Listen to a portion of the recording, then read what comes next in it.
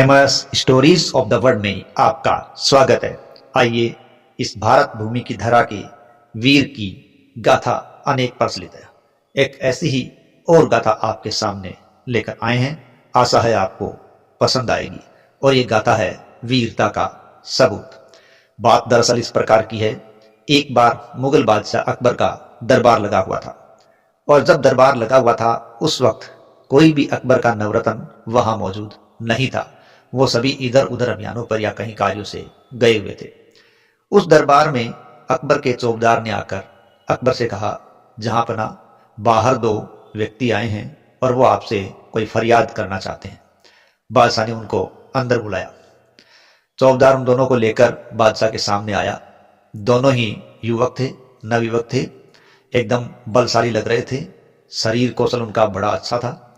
उनके पास उनकी तलवार और ढाल भी थी और देखने से बड़े बहादुर नजर आ रहे थे। बादशाह ने कहा, हाँ बताओ क्या फरियाद है।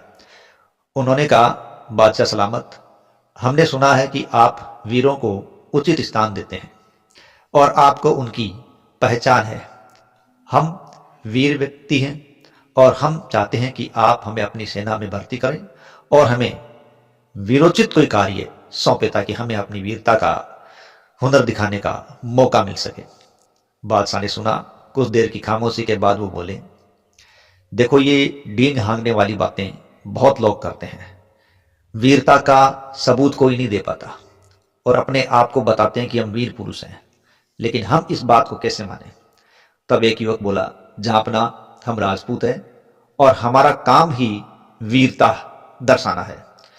बादशाह ने कहा, लेकिन हमें इसका सबूत कैसे मिलेगा कि आप वीर हो।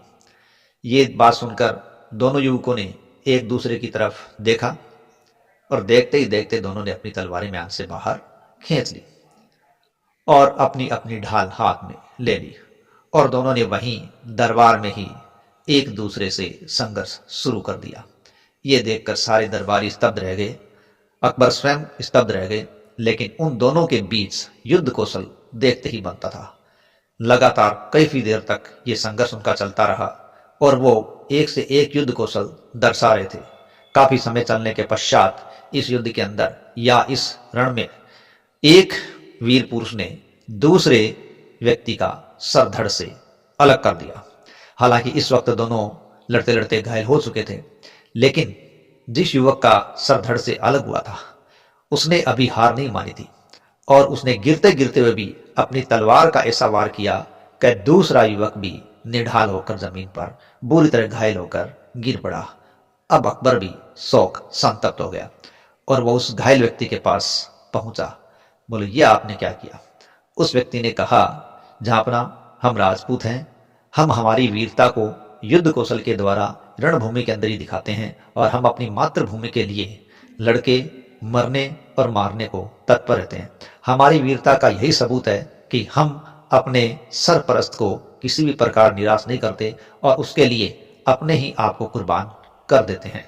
तो हमने अपनी वीरता का सबूत आपको दिया है, भले ही हमारी इसके अंदर जान चली गई। और कुछ ही देर बाद उसने दम तोड़ दिया। लेकिन अकबर को बहुत दुख हुआ, लेकिन अब क्या हो सकता था, क्योंकि अकबर के द्वारा ही वीरता का सबूत मांगा गया था। कुछ ही समय पश्चात ये जब दृश्य सब चुपचाप देख रहे थे, तभी बीरबल का आगमन हुआ।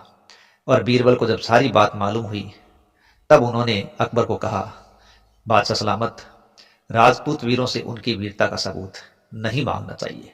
ये वीर पुरुष हैं और युद्ध के अंदर ये अपनी मातृभूमि के लिए मरना और मारना जानते हैं और यही उनकी वीरता का सबूत है। लेकिन अब क्या हो सकता था। अब तो तीर कमान से निकल चुका था। केवल अफसोस दर अफसोस के अलावा कुछ भी बाकी नहीं बचा था। तो ये था वीरता का सबूत।